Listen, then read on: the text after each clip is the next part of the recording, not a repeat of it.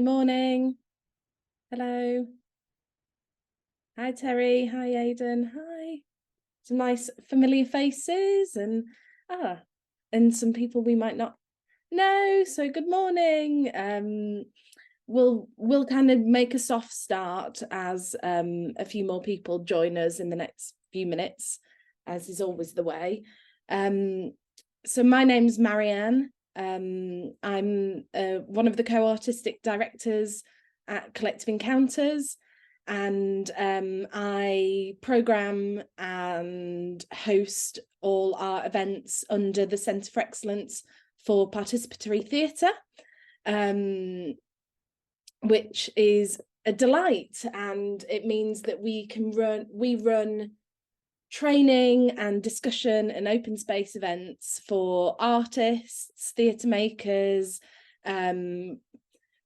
producers, academics, all interested in kind of using theatre and participatory arts practice as a tool for social change.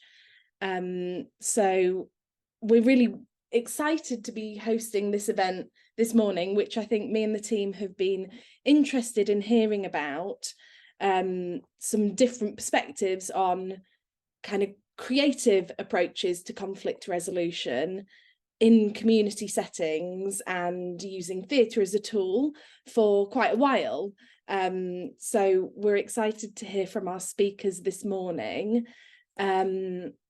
Before I start, we should be, the Otter should be putting a link in the chat. So we do have a transcription service that will be producing a live transcript over the meeting, so you can follow along on that. And we are recording the first half of this meeting, so both provocations from our speakers and the Q&A. So if you don't want to appear in that recording, no worries, just turn your camera off. So to start with, I'm going to share my screen so we can have a look at what we're doing this morning. Let's show. Okay, I hope you can see that. Welcome, which I think we've already covered. So this morning, the theme of today's session is creative approaches to conflict resolution. And as part of our approach to open space events, we always set a calling question. And today's calling question is, how can creativity be used as a tool to manage conflict and difficult conversations in increasingly polarised times? And we have two provocations this morning.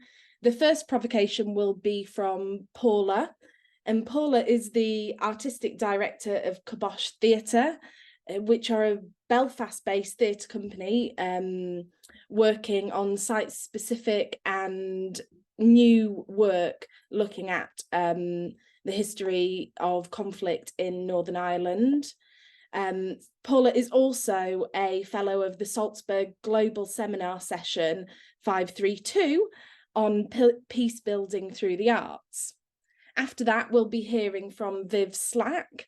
Viv is a facilitator, community mediator and activist who works alongside and embedded within grassroots community and specialises in co-creating new systems and looking at how we can find strategies to share power and act together in solidarity. So we have some kind of differing perspectives this morning, and I'm really excited to hear both of their responses to our calling question. After that, we'll host a Q&A. So if you have any questions for Paula or Viv, please put them in the chat, and myself and my colleague Wendy will be checking the chat throughout to see what we can ask and drill a bit deeper into what Viv and Paula have to say. After that, we will be commencing the open space portion of the meeting. So for the second half, we have no agenda. so together, based on what you have heard in the first half from our provocations and the discussions in the Q&A, but also from your own skills and experience and anything you've brought with you to bring you to this event today, we'll create an agenda and name breakout rooms together. And we will feed back after that using a collaborative tool called Google Jamboards. Yeah, so it's very exciting to have this today. I'm going to try to stop sharing my screen now. Okay, I'm back. I can see everyone. Hello. So, without further ado, I'd like to welcome Paula. And I'm going to spotlight you, Paula, so that everyone can see you. There we are. And off you go whenever you're ready. Okay, it's a pleasure to be here. Yes, my name is Paula. I'm artistic director of a theatre company based in Belfast. I thought I'd say three different things. All of our work looks at how we use creativity to grapple with the legacy of conflict. And we tour the work locally, nationally and internationally because the language of conflict is universal. We're all dealing with the same things: victims, survivors, how we cope with perpetrators, whether we can move on. How can you do that without forgiving and forgetting? We're looking at policing and borders. We're looking at the social fallout of conflict. And so three different things I'd say to you. First thing is, I'm a great believer in story gathering and I'm bearing witness to individual narratives, but I don't do living history. What I'm interested in is how do you gather first person narratives and give them to a playwright and work with a team of committee of people who donated their stories. So that then what happens is you create something fictional inspired by that first person narrative. So therefore you challenge both the people who originally thought they owned the stories and those who would never have heard them. But also I'm interested in how you create work that can be revived in response to need, because we're all on a different timeline to the epicenter of conflict. And so how do we not re-traumatize? And so we work with community gatekeepers then to bring these fictional narratives based on first person testimony into communities when they are ready to hear it. For example, we're touring work now that we've been touring since 2016 and people are only ready to hear it now. And that is hugely important to me because once you hear something, you can't unhear it. And also, I think it is really interesting how when you humanize a narrative that you perceive to be other, people are encouraged to find some sort of an empathy. And that is a very difficult thing. And it's not sympathy. It's not necessarily understanding. It's just an empathy, a recognition of existence. And we do that with a lot of our work. And there's various projects that I've done this with on. I've looked at policing, I've looked at borders. I've got a piece on in Liverpool at the minute called Green and Blue, based on narratives of police officers. So that's the first thing I'd say to you. The second thing is we would do a lot of work around large-scale animation of contested spaces or single identity spaces. And I believe a lot of conflict comes from lack of information, and lack of information breeds fear of other. And so how do you educate and how do you inspire and inform people whenever you perform in non-theatre spaces? And what I'm interested in is when people don't see behind the door of somewhere, they imagine what it's like inside. They imagine the ritual that goes on within. And so I'm very interested in how you bring people into those spaces with it being voiced by the communities that live in those spaces. For example, I did a project called Streets of Belfast, where we took the current political walking tours of single identity communities in West Belfast, and we facilitated the community being the guide. But along the tour, we popped up theatrical short pieces, 10 minutes in length, that were site-specific for a graveyard, for a church, for an old factory, for a housing estate. And these short dramas put the narrative being delivered by the guide, the person from the community, into context. So, for example, say we were doing a piece in West Belfast and the guide is an ex-prisoner and they're telling the story of their community. They're telling it from the perspective of 1969, which was the start of the current conflict. So if you think about then that the location itself is in the present and the guide is also talking about their future for that site. So what we were doing with our dramas was putting the historical context in place. So all of the dramas were set pre-1969, so that then the origins of the contemporary conflict were there. This then informed not only the local community, but worked as an educational tool. And then it also managed us to work with the tourism board, where we were able to create political tourism product that was of quality, but also that you wouldn't have seen anywhere else. So that idea of how you challenge people to reassess the perspectives of their own personal space and their own narratives. And I am a great believer in that. And also that particular project we turned into an app because, again, as I said at the beginning, we're all ready to hear narratives at different times. So I was very aware that even though we'd created this project, a lot of people, particularly from other communities, didn't feel safe going into these single identity communities. So they could watch the experience from their phone in the comfort of their own home until they felt ready to go into those spaces. And similarly, that's a model we have shared elsewhere in other contested sites. For example, we shared the project in Nigeria, also shared it in Tunisia. So it's a project that transfers by its methodology. Third thing I wanted to say to you is we would do a lot of work around commemorations and anniversaries. And I think that when it comes to the idea of conflict, most anniversaries or commemorations tend to be marking a moment when societal change happened. So either war started, war ended, or a shift in human rights happened. And those moments are the moments where artists are at their best, where they're at the juncture where you don't know fact, where somebody has made a human decision that changes the course of history. And when artists fill those moments and they work with communities to do it, again, what they do is challenge the narratives that the community had been rolling out anniversary after anniversary, but also they create something unique to bring into other communities who don't feel they connect with that story. But the big job of the artist in that situation when it comes to anniversaries and commemorations is to ensure that when we come back to the anniversary a year later, 5 years later, 10 years later, we're not wheeling out the same narrative. That our relationship to that commemoration and anniversary is informed by the context of the moment. And so that not only do how you mark the moment or how you question what happened in that moment, but it then also means that you reassess the form in which you did it. So that's the three things that I would suggest that are possible methodologies or models that look at how we can use creativity to deal with conflict in an increasingly polarized society. Because as I said at the beginning, primarily when we look at the parochial within the public space, we start to reassess our own context through the legacy of somebody else's. And so actually, when you bring it down to the single human, then we start to make more connections because we find it easier to understand or easier to connect with. Thank you.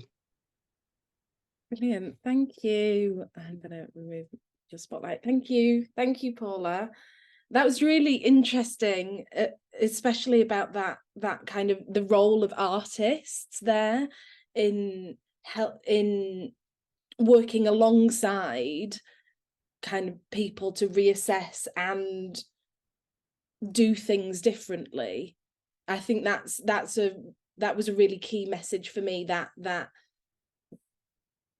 not necessarily disrupting the space or the anniversary, but really questioning it in a safe, artistic, kind of creative way that brings another lens. And I think that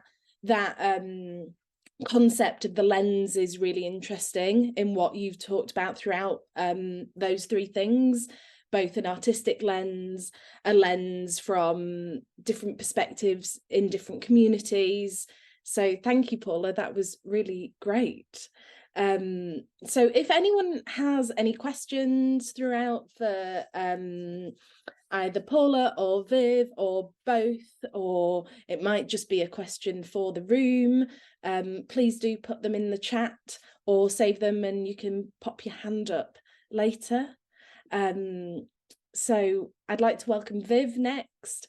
As I said, Viv is a activist and mediator, and I actually met Viv for the first time at the beginning of this year at a legislative theatre training course in Manchester. So it's great to have you involved in one of our events, Viv. So I'm going to spotlight you now. Is that okay? Fab. Okay. Yeah, great. Is the sound all right? Yeah, cool. Yeah. Yeah. All right. I'm missing seeing everyone now, but it was really nice to see your faces. And actually, yeah, decided not to do slides because I'm so often not able to see who's in the room, and I'm enjoying that. So, before I say anything else, I just want to acknowledge how the level of conflict and what we're talking about can. I'm going to talk about some things that maybe are quite playful and may be appropriate. In earlier in conflicts or when it's not yet become personal, and maybe really hearing Paula when it's got to a case of war or people in grief, or some of these things may or may not be appropriate. So yeah, my background in facilitating groups where there's a lot of difference, and looking at power and how we integrate those differences and make collective decisions, and also supporting people to move towards each other when there's conflict and support conflict transformation. And yeah, the first thing I noticed, a lot of times we can look at our relationship to conflict directly and how we feel about conflict, maybe from our past, maybe from how we've been socialized and what we're used to in our experiences. And yeah, noticing, in the provocation questions, like talk about managing conflict. Sometimes we talk about resolving conflict and yeah, or transforming it. And I really like how one of the people I have learned a lot from is Arnold and Amy Mindell, and they talk about conflict being like a gateway to community. So like how we can actually build relationships if we can move through that in a generative way. So that's kind of where I've been. And yeah, my background, I've used a few methods I'm just going to mention. I'll put them in the chat at the end in case anyone's interested. So quite a lot with restorative circles, which is a work that came out of Brazil with Dominic Barter, and that's really working with communities and for supporting people within the communities to be able to facilitate their own conflicts. And it's really a case of like bringing forward all the views and supporting each other to hear each other as the basis, kind of, and the same similar with the mediation work I've done based on nonviolent communication. The core of it is like the hearing of each other and understanding kind of a different perspective, or like Paula said, empathy for another perspective that allows new solutions to come. And in most of those, the kind of theory and the practice is that once you can hear the other person, the creativity then comes. So once you can sort of soften or transform the sense of needing to protect myself and needing to keep you as other, then the creativity can come. So once there's a connection, then there's creativity. So those work on that. And then more in recent years, I've been doing quite a lot using deep democracy and process work, which comes from Mindell. And in those methodologies, it's really about bringing forward all the views and stepping into different roles and different perspectives. So I don't know who's done what, but an example in sort of Lewis Deep Democracy, there's a very specific phase where all of you in the room step to one side and you name all the views from that perspective. And then you all step to the other side and you name all the views from that perspective. So there's this real sense in all of that work of using roles and stepping into a role and speaking from that role. And then more recently, I've ended up writing and touring a solo show, which my partner is performing, which is around being trans in a working class environment. And he plays all the different characters. And what we really, found from that in a different way is both for the audience seeing one person stepping into all these different roles and speaking from different perspectives instead of this polarized view, kind of messes something with your mind in a really good way to be like, oh, hang on, yeah, that person is taking that identity, but then they're picking up that identity, then they're picking up that identity. And so both for him, it's been like a healing process to pick up roles, and for the audience to see, and then that moving into a discussion where where there's then all of the views are in the room and we can talk at a different level. So I guess what I'm bringing to this session, something I've been thinking about, is within deep democracy, the idea of roles is really key, but doing the theatre has made me think more so about how we could play with that, how we could use those skills we have of both taking on roles and realizing we can step outside of ourselves, but also the kind of dreaming, the imagination. And so to bring this idea of how can we find that within me? So I think it feels important to have this really clear knowing that we can't know someone else's experience. We haven't lived their life. And with that, it's only ever like a guess or a play or some opening up.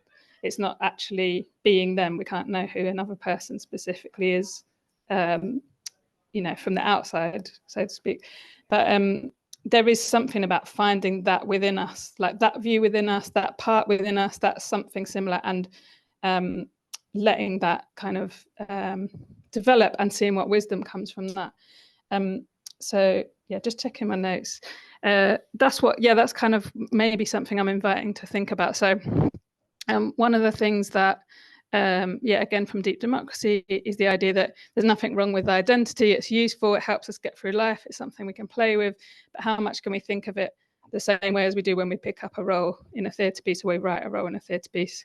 If we only can see from within our identity, realizing how limiting that is, and especially in conflict, that really plays out. So yeah, in your sort of conversation, maybe can be a little bit around thinking, how can we express from another's perspective, use roles and this fluidity to learn more about each other, find something about the other in ourselves. And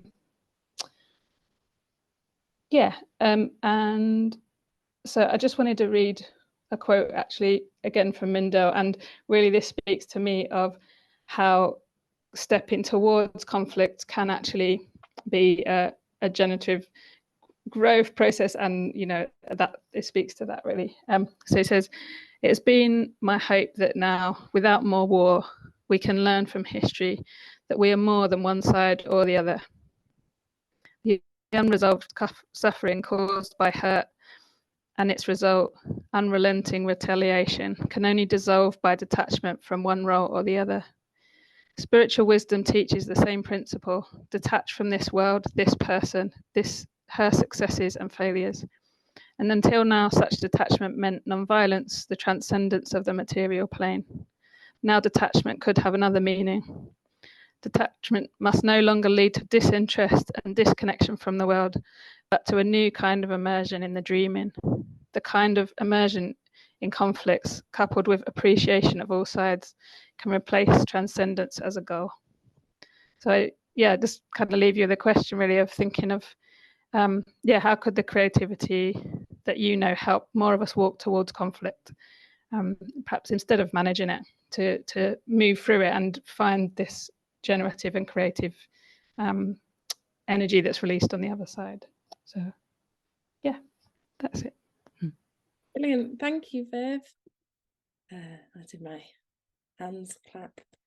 Fantastic. Thank you. And I think that's a really great provocation to go, actually, why do we talk about managing conflict, and can it be generative and a gateway to something else, to something new, or something where the other isn't other anymore? I think is really interesting. And that idea of, like you say, I know that you've been quite new to theatre work and have used kind of facilitation in other settings, and how those worlds of roles have kind of been brought together recently. And I think that is really interesting to reflect on that. And I think as theatre makers and practitioners, or people using kind of arts-based practices, we sometimes rest on the assumptions of our practice, and kind of forget that actually there is that there's some power in everything that we do, and to kind of go back to thinking about that. So yeah, thank you, Liz. That was really great. I'd love to just say as well, when you said that, something around also thinking that depending how you work, like if you're a collective as a theatre company, I think a lot of collectives don't think about conflict until they happen, and then maybe fall back to some sort of hierarchical, who's the boss, what are the rules, you know, or someone's fault, they need to leave kind of thing. So I was actually working with a conflict which involved race with an actors collective who, you know, had got increasingly problematic, like they hadn't dealt with that, and their sort of response was to remove this person who was calling out racism. And I think there's something about just like going, yeah, how do we think about conflict within our artistic environments and our collaborations, and can we use the skills of, you know, that we have from theatre to like set something up for practicing that, maybe like before. So something quite a lot about you know, like don't wait to get the fridge till, don't, you know, get the fridge before you get the food or whatever. But it's like how do you sort of set up something for how you're going to deal with conflict before it happens? Because we will have, if we are being in honest relationships of growth, we will have conflict if we're a community. And like, yeah, and if we're not having conflicts, what's going on with that? Like how comes things aren't coming to the surface? So yeah, just adding that. Yeah, absolutely. So with that kind of Viv has kind of brought up your own Q&A for yourself there. If anyone has any questions, please either put your virtual hand up, your real hand up, put them in the chat.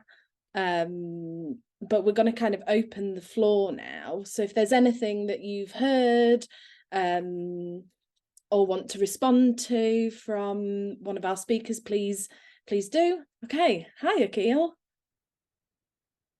Hello. Get us started. Good morning, everyone. Thank you so much, Paula and Viv, and Marianne as well, for doing a sterling job as always. So my question was mainly directed at Paula. I work with capoeira. Capoeira is very interesting in this context. It's an Afro-Brazilian movement art form that grew and formed in colonial Brazil. And the basis of capoeira is conflict. So we create a ritualized environment through music and through occupying space with our bodies. And we create a conflict situation, a combination of dance and martial arts, sometimes more martial arts, sometimes more dance. And the interesting part is the space between the two. But I think, Paula, my question for you was, it's nice to hear that you're putting a play on in Liverpool. Capoeira and my work, I'm doing a lot of work at the moment with, for example, the International Slavery Museum. I do a lot of work in, can you hear me okay? Yeah. Yeah, cool. I do a lot of work here with the Black community. I'm rooted in the community myself. I'm of Jamaican descent. And the context for my work within capoeira and the context for my work within the Black community here and the context of my work with the city of Liverpool as playing such a violent role within the history of Black people within this country and around the world is capoeira's history, and often my own history, to speak personally, is not recorded, in fact deliberately erased. So my relationship between the historical context of our conflict, the historical context of our oppression, the historical context of our liberation and our rebellion is often known through relationships with various parts that are known rather than our personal connections. And that's particularly poignant within the city of Liverpool, because the city of Liverpool is the oldest Black community in Europe, dating back to the 1750s, that African people were dwelling here. But my own research, knowledge and feeling and understanding, this says the Black community within Liverpool goes back much, much, much, much further than that. There's this beautiful River Mersey that we have here. But a lot of my work dwells in this space between the feelings that we have within this city, the reality of the community, one of the biggest areas of deprivation, continually face depression, and this historical global link between a history that we know existed, but we often have very little direct reference to, apart from relational historical accounts that we kind of grab. So I guess my question, it's a huge question. I'm trying to sum up a huge thing here. But I'm really interested in how you negotiate that. And I know you said you're not about presenting historical fact, you're about presenting those first person accounts, but I feel like maybe within the conflicts that you are a part of, that first person account has some quite direct linkage that maybe you can grab hold of. What are your thoughts around some of these spaces that we might be playing in here as a Black community, particularly within the context of capoeira or these other ritualized ways that we can try to access what is not as tangible? Thank you very much. Physical engagement is, there are a couple of great movement educators that work at the coalface of arts activism in the north of Ireland. Great guy called Dylan Quinn, and he talks a lot about that meeting between the kind of, I suppose, the fluid creativity and the aggressive animation of space. And he talks exactly as yourself, that idea between worlds. And a lot of his work deals with particularly the male psyche, but also he looks at the rural-urban divide in the north of Ireland. He works in a small place called Enniskillen in County Fermanagh. That's one thing I would say to you. The other thing I would say to you is I worked with an amazing woman who's a lecturer at Goldsmith, who looks at the role of movement in working with ex-FARC in Colombia and telling the narrative of the female combatant.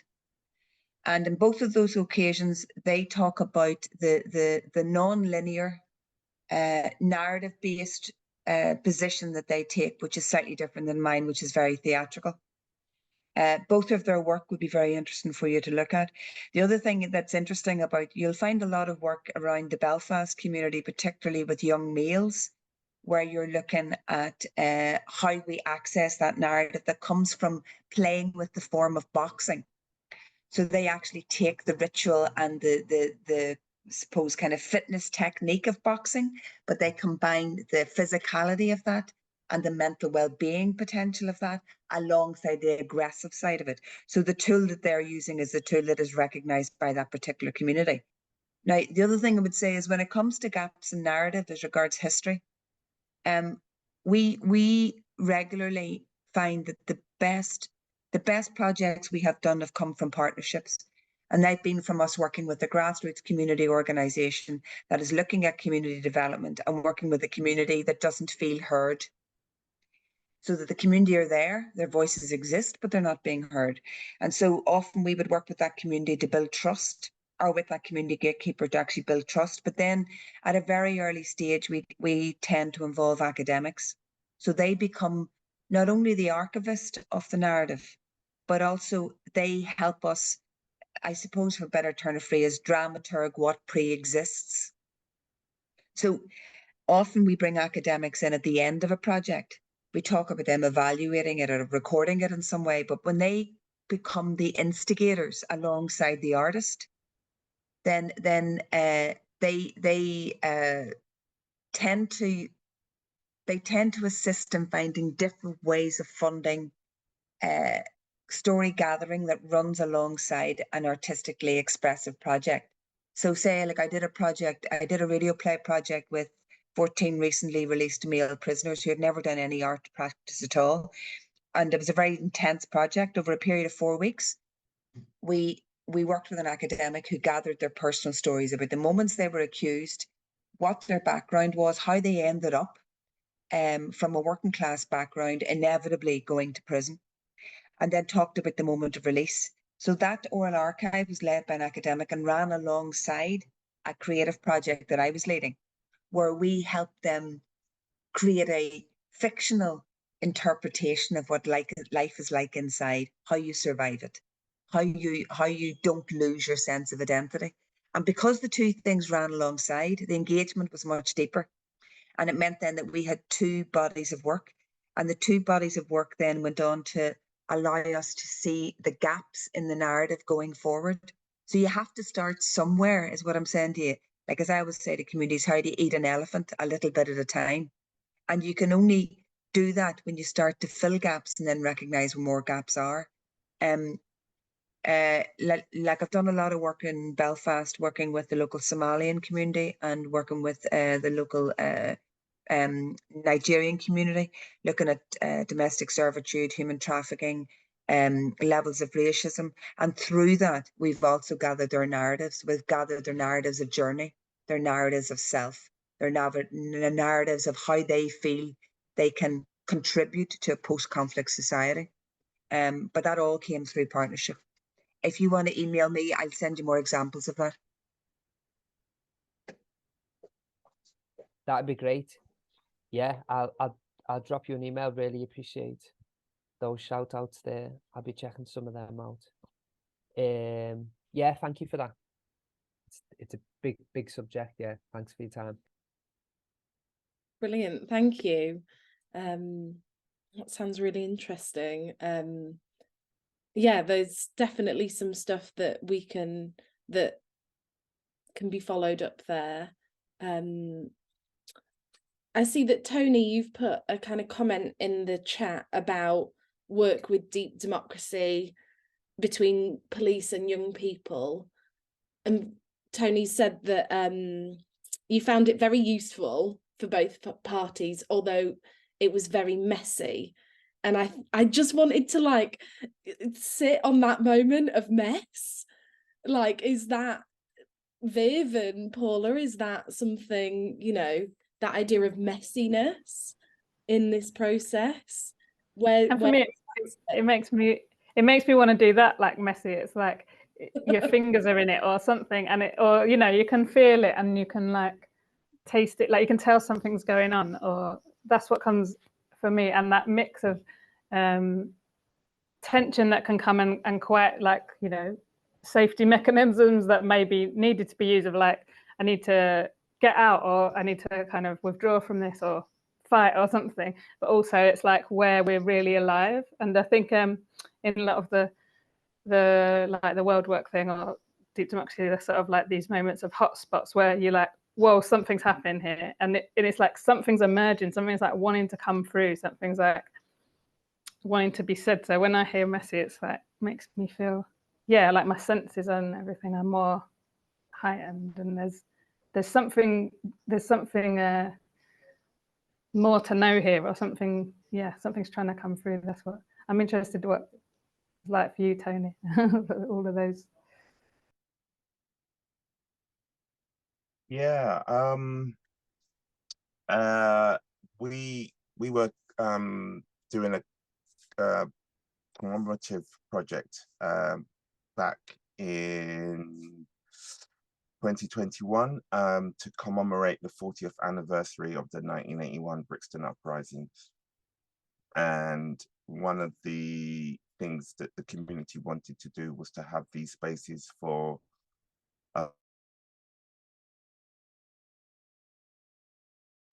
the community and police to have. I suggested that we try some wild work, and I only had done one session with Improbable at that time, and I just kind of thought, what I understand about wild work and the whole process of that work is to have people to voice their concerns and the things that matter, so that there are no unheard voices or perspectives that haven't been voiced. And it feels like an opportunity for the people in the room, which were police officers and the community and a lot of young people, to really state what it's like for them. And we had a really lovely space. It was sort of done after lunch, morning presentations.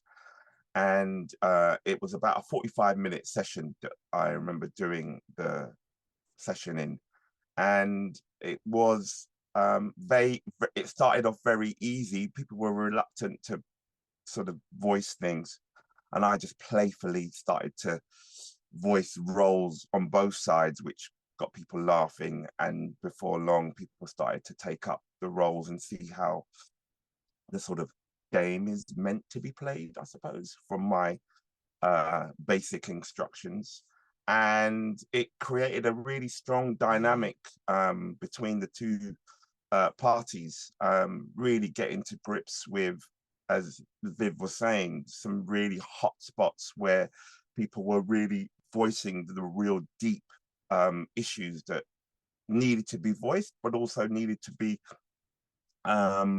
shared with others to get a different perspective on that experience.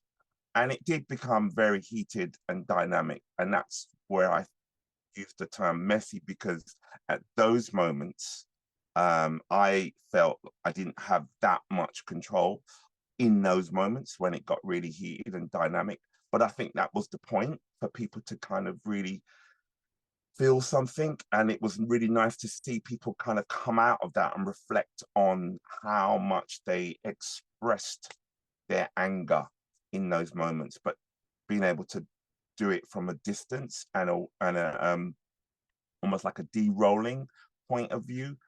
So there was lots of learning that came out of that. But yeah, the whole experience for me was, well, just one of the terms I used was messy. And I still want to continue to learn much more about how to use that work, because I just think it's really powerful, and it resonates in me as a theatre practitioner. So thank you. It's so good. Yeah, I'd love to. It's so good to hear you using that in the specific context. And I just wanted to share, I was just on a DDI, like a This Deep Democracy intensive that was based in Nairobi. And so it was like and the participants were mostly from like Kenya and Africa, but also Ukraine and Russia, and then the Philippines, and not many Europeans. But I just wanted to mention this one moment. So we actually went into the discussion that the room picked, like open forum sort of thing again, was around some things about the current conflict. So like the Ukraine-Russia thing was very live in the room. There's a lot of people on both sides. And we actually went through a process. And there was this point with these speaking from these roles and the naming, and so much kind of current pain and like ongoing pain. It's not like a past thing, it's like very present, and frustration and history and everything that's coming. There was a point where they were like, it wouldn't be authentic for either of us to back down right now. Like, we're too invested, we're too in our things.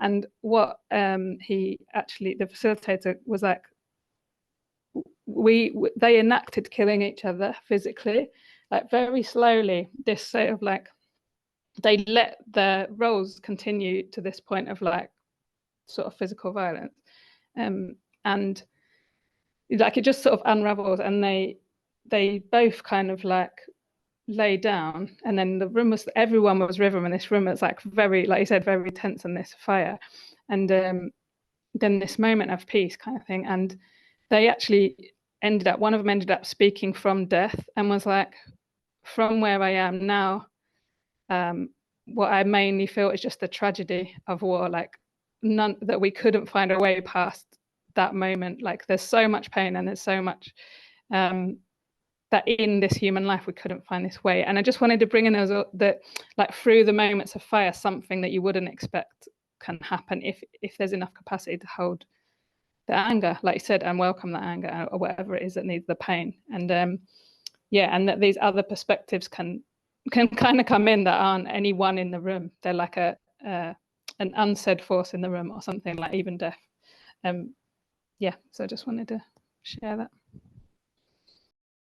Thanks, Viv. Yeah, it's really powerful, isn't it? And that idea of control and letting go of the mess and letting it kind of be generative is quite a hard thing, you know, because you're kind of taught to hold the space, but sometimes maybe hold the space means letting people speak from this figurative death. Yeah, that's really interesting. Thank you. But I also think as well that quite often when we talk about structure and we talk about being organized, that actually the kind of malleable structure that you put in place, when it allows for those moments of happening, that's when sometimes you really see your value as an artist, or your value as a listener, or your value as a maker, because you are creatively responsive in that moment that allows for the ideal or the best thing to happen. And being able to house friction in those moments, I think when you reflect back on a project and you find it so hard to be able to articulate how a certain moment in a project came about, or how a certain line in a script stayed, or why a certain audience reacted a certain way, or why a participant 15 years later still homes in on one moment that you've almost forgotten ever happened. And I think it's, you know, that kind of fragility of the arts ecosystem and the idea of the arts activist and how that sits alongside being prepared for all of these things. It takes a certain resilience that I think we underestimate sometimes. And I think I would imagine most of the people in this room have incredible resilience because they're able to be in those spaces and not panic. Mm. Aidan, you made a face. Aidan also had a question, so I'm going to bring Aidan in now. Yeah, sorry, that made me think of times when I've been very close to panic. It's just an amazing conversation, but I suppose given the small nature of this group, this is kind of, I could address this to all of you because there's such a lot of experience in the room, but I've worked in various conflict situations over my lifetime. Some of them sort of micro and some of them really macro ones, life and death kinds of things occasionally. And one of the things I'm struck by is it, and I'll, be really interested to kick this around a bit, but I've been in situations sometimes when there have been tensions between notions of justice and historic grievances, live grievances, and reconciliation.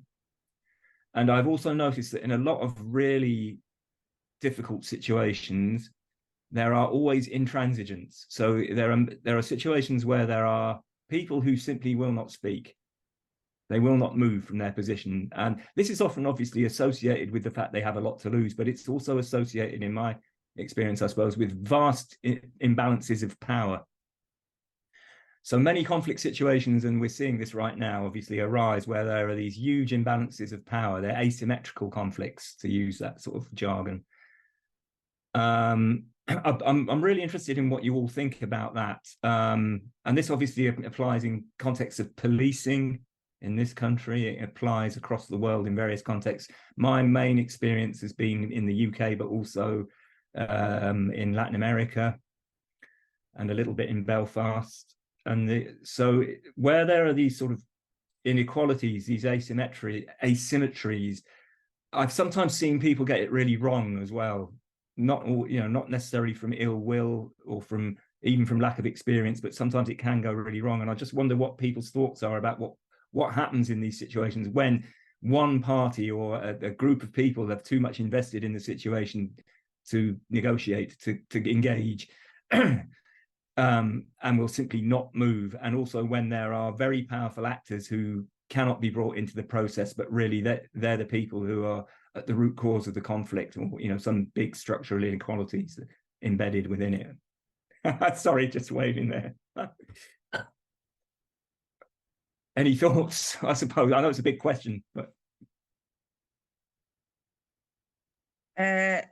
obviously, like you say, like you've done work in Belfast. I mean, it's very difficult in our context because there's no winner. And everybody's not round the table because some of the perpetrators refused to believe that we were at war. And for a very long time, what would have happened within the conflict in the north of Ireland was people came in from the outside and told us how to fix it.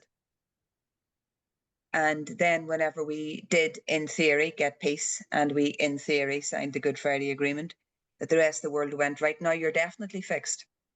And so congratulations, we're going to leave you alone. And the legacy of conflict in the north of Ireland is quite extreme. But the impact that had on local artists was quite a lot of us never shared our work internationally because we witnessed what had happened to us. And often I find in that situation, like I was really surprised. It took me a very long time to take work anywhere else. And when I brought our work that I believed to be parochial to Rwanda and South Africa, I couldn't believe. That's when I first really discovered how the narrative around conflict is international. And it is not necessarily about winners and losers. And it is about perpetrators, and it is about victims. And it is about bigger issues of humanity. And it's not about reconciliation. I don't use that word because I don't think you can reconcile something that's never been conciled. I also don't think we talk about dealing with the past. I think we talk about grappling with the past.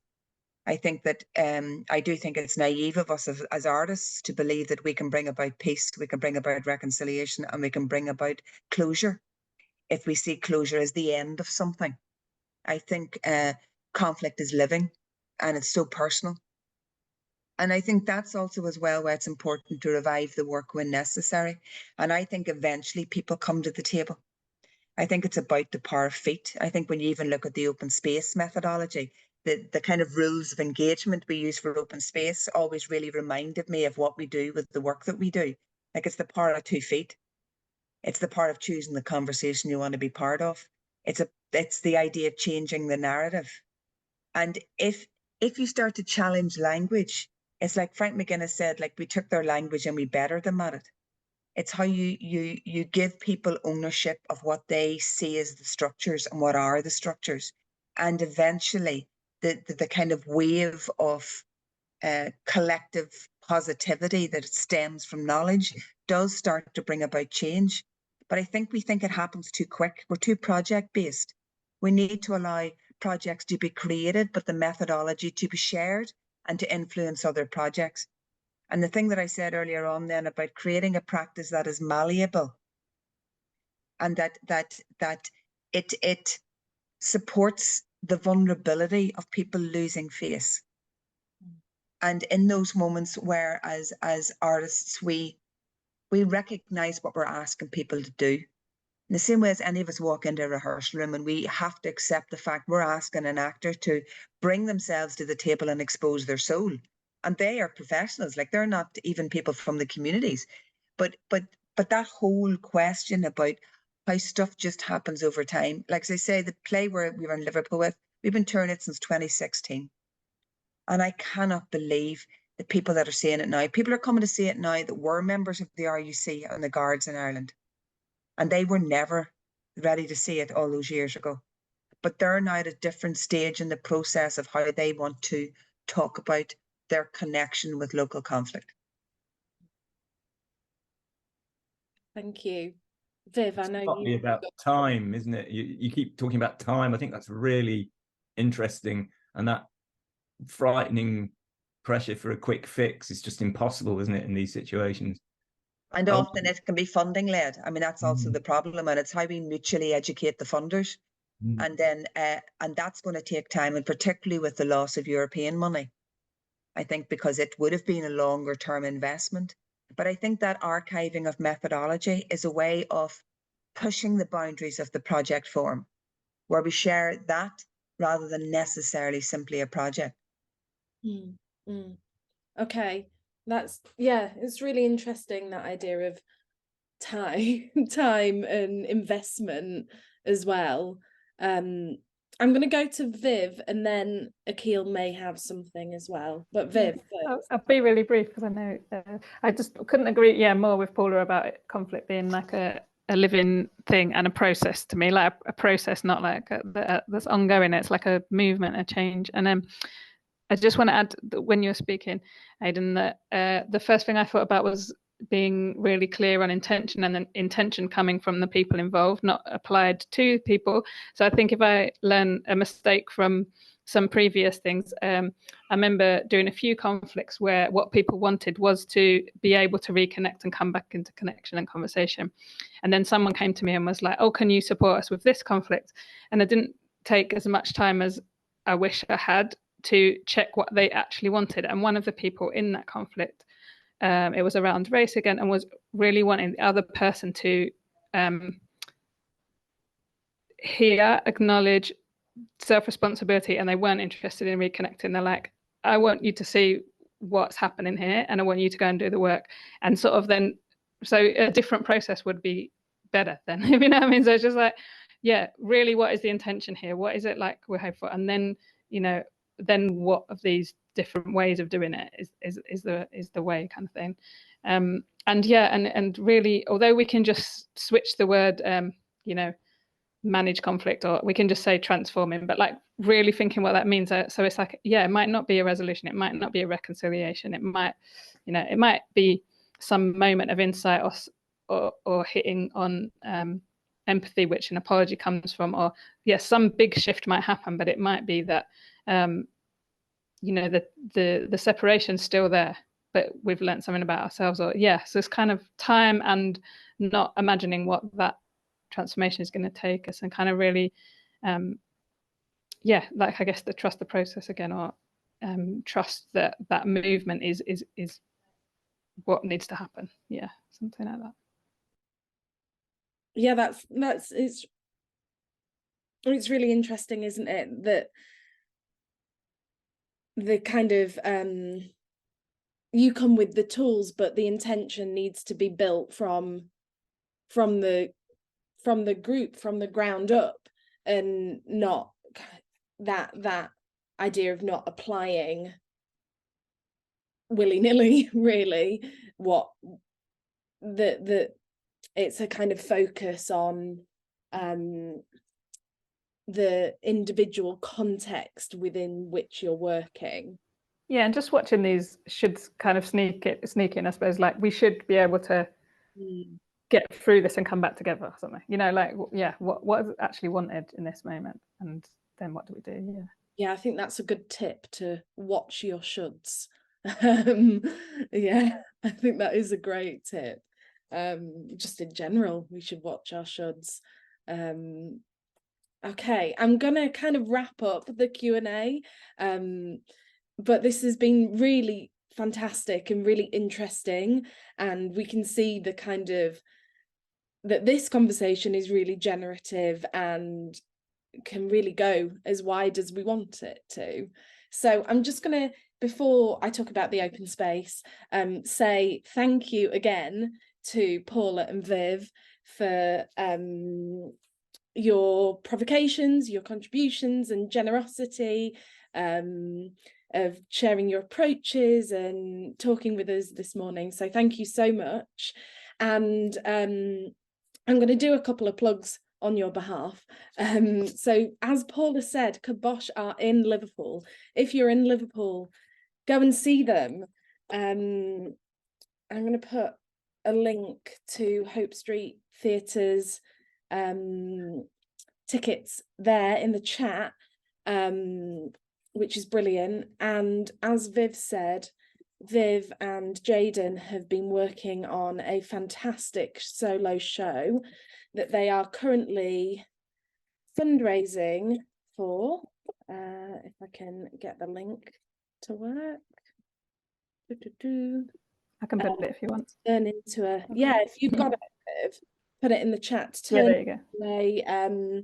So to turn into a film. I saw the preview of this show, and it's fantastic. So if you can, just a little note to say, it's not like a film version, is literally like a live performance, if you know, to make it a film of the performance rather than yeah. So it's Nathan keeps telling me to say that, because he's like, everyone's going to expect like a proper film. It's like a theatre show. As a theatre show that you can watch. And I really like what Paula said of like, yeah, you might not be ready to go in that room yet because it's polarized, but you could watch it from home. Any way you can share it would be great.